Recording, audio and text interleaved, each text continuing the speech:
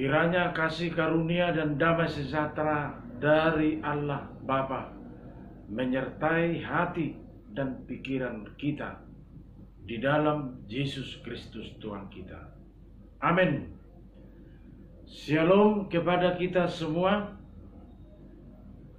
Renungan harian hari ini 28 Oktober 2020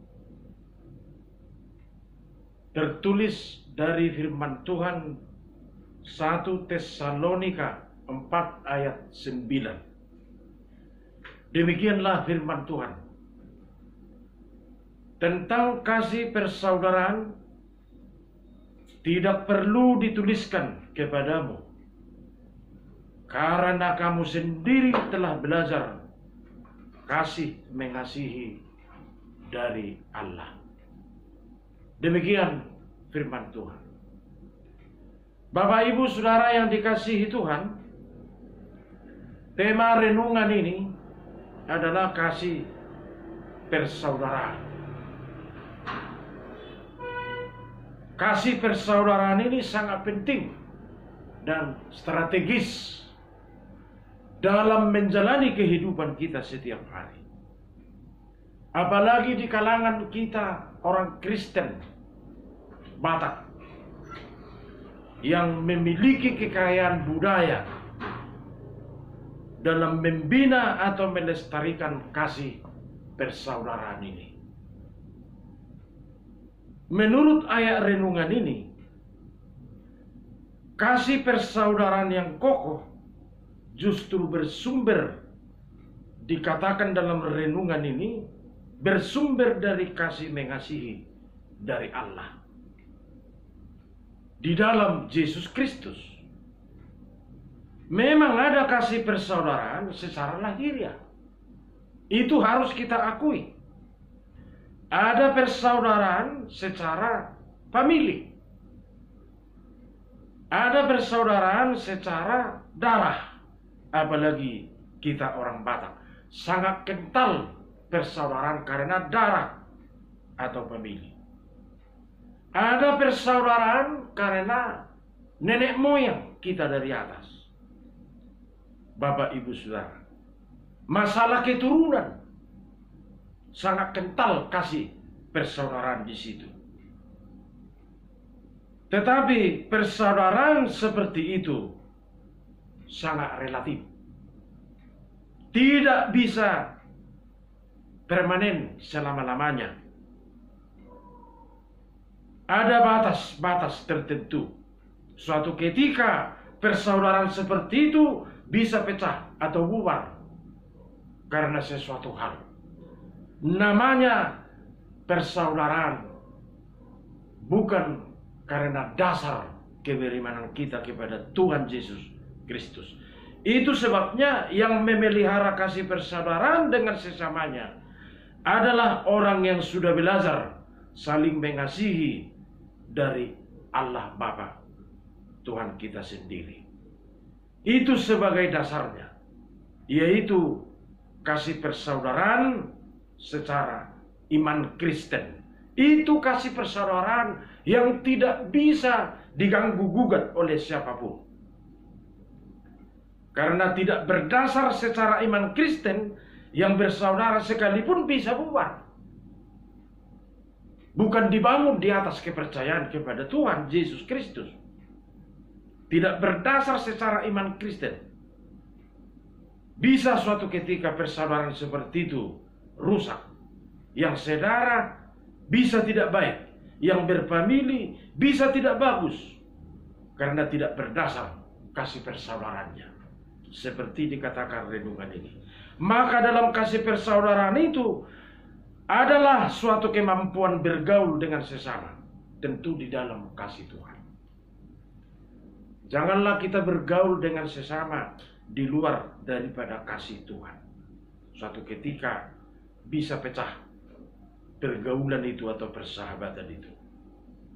Karena tidak berdasar secara iman Kristen.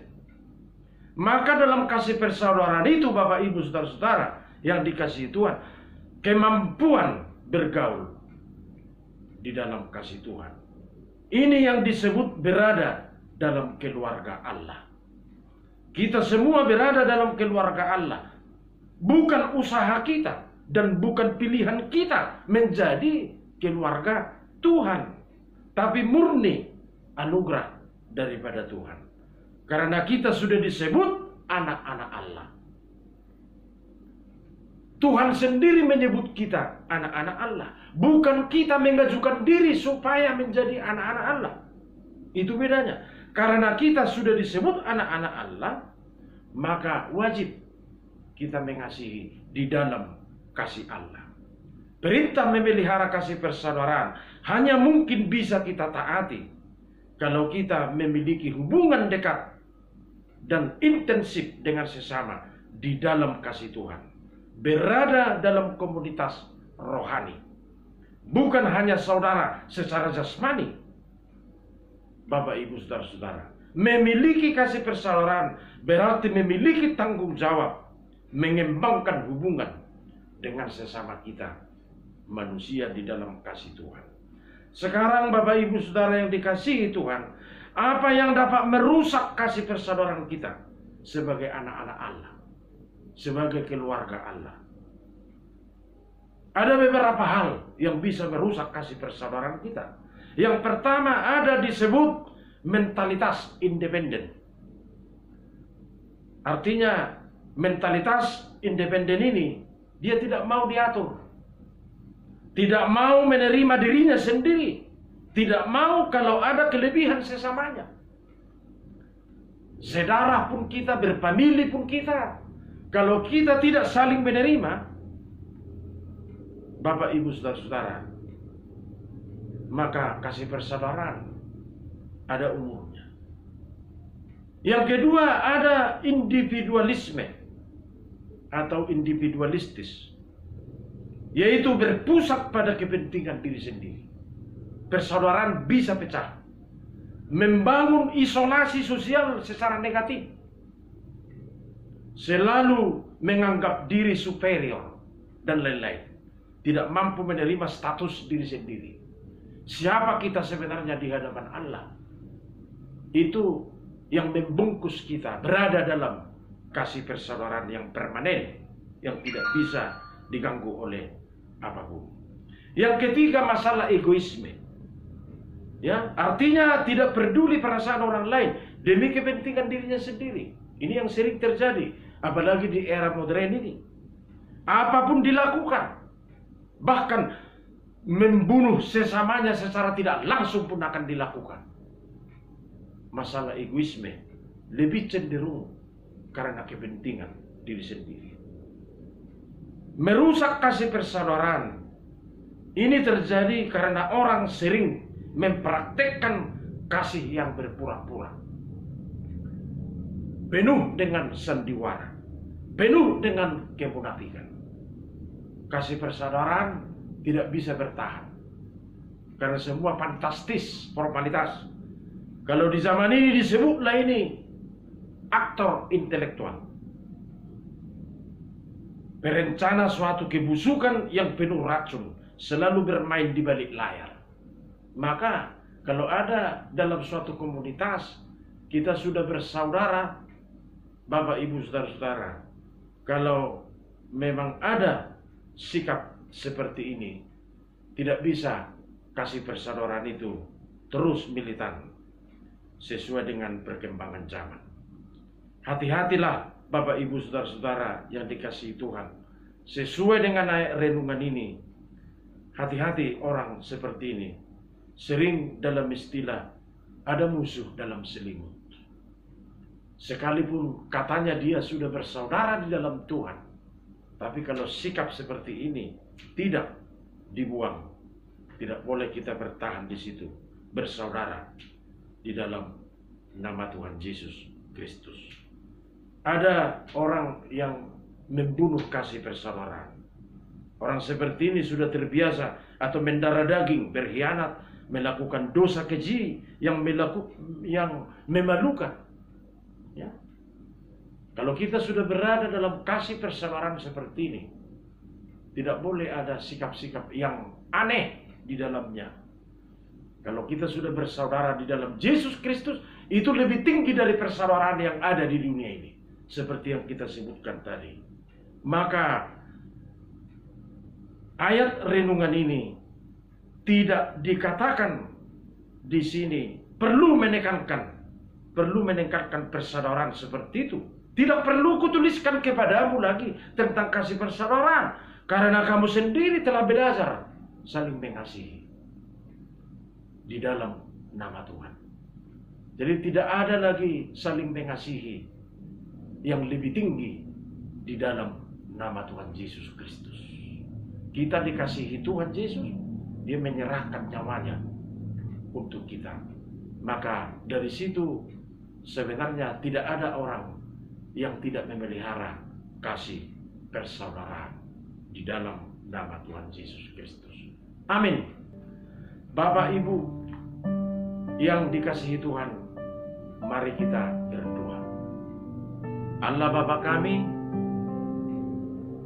di dalam Yesus Kristus kami mendengar sejenak firman yang bersuara pada hari ini dalam renungan ini, agar kami tetap memelihara kasih persaudaraan tentu di dalam nama Tuhan Yesus Kristus. Karena tidak ada level yang paling tinggi saling mengasihi di dalam nama-Mu. Biarlah firman ini menjadi sesuatu yang penting dan berpengaruh dalam diri kami masing-masing, dalam hidup kami masing-masing, di tengah-tengah keluarga masing-masing, di tengah hidup famili masing-masing.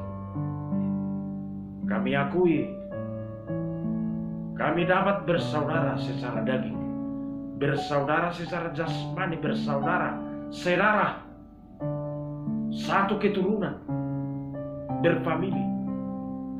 Tetapi kalau kami bersaudara di dalam nama Tuhan, maka hidup ini sangat indah kami nikmati. Terpujilah nama Tuhan, berkati firman ini, agar kami jadi pelaku-pelaku firman.